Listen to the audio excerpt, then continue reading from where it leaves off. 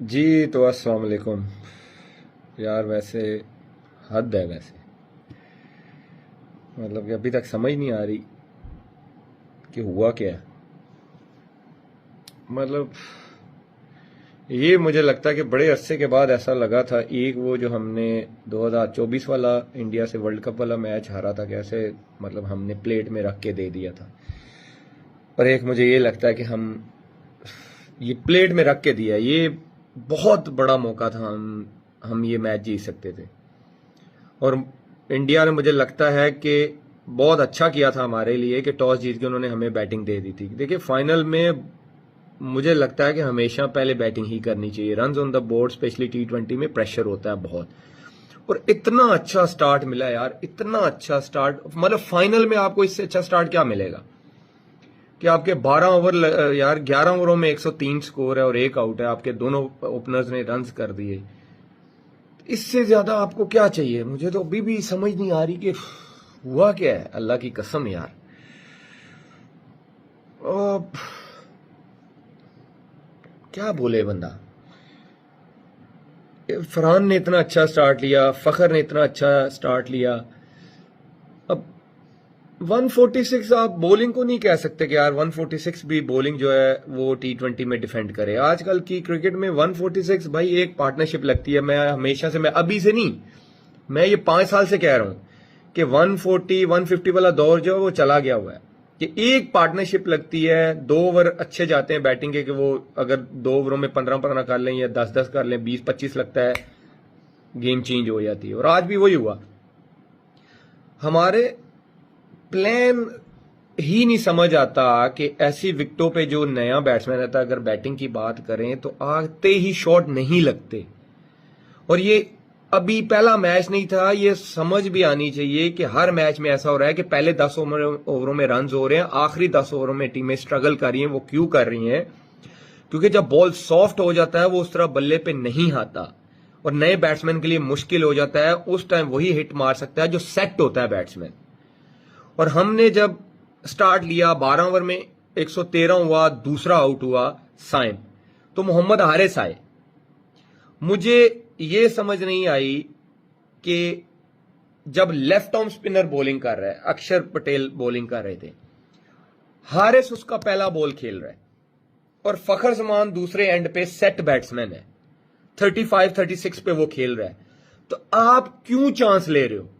आप अभी क्रीज पे आए हो, अभी आप एक दो बॉले देखो तो सही, स्पिनर का बॉल क्या हो रहा है, पेस को एडजस्ट तो करो। जो सेट बैट्समैन है और जो बेस्ट मैचअप है, लेफ्ट हैंड बैट्समैन है, लेफ्ट आर्म स्पिनर के अगेंस्ट, जो डोमिनेट भी करता है लेफ्ट आर्म स्पिनर को। फखर जहां चाहे छक्का मार सकता है, आप उसको सिंगल करके दो भाई। अगर वो सिंगल करके देता, वहां फखर ने उसको 2 छक्के मारने थे। वहां पे हारिस ने जो आउट हुआ है ना, हारिस, सारी गेम वहां पे खराब हुई है। कोई माने ना माने, कोई बोलेगा आगा गलत खेला है या हुसैन गलत खेला है, लेकिन सारी गेम मोहम्मद हारिस की वजह से खराब हुई है। जो मेरा क्रिकेटिंग छोटा मोटा जो भी मुझे थोड़ी समझ आती है, मैं ये नहीं कहता कि मैं बहुत बड़ा क्रिकेट पंडित हूं, लेकिन जो मुझे मेरी अक्ल काम करती है कि वहां हारिस को वो शॉट नहीं मारना चाहिए था। अगर हारिस वहां पे सिंगले डबले 1-2 ओवर खेल जाते और फखर को चांस देते, हम 190 करते। और अगर 180 190 हुआ होता इंडिया से, हम जो है ना दूर दूर तक मैच जीत जाते हैं, दूर दूर तक जिसको कहते हैं। अभी भी देखो 146 पे क्लोज गेम गई है, वो भी हमने थोड़े फील्डिंग में ब्लंडर्स किए।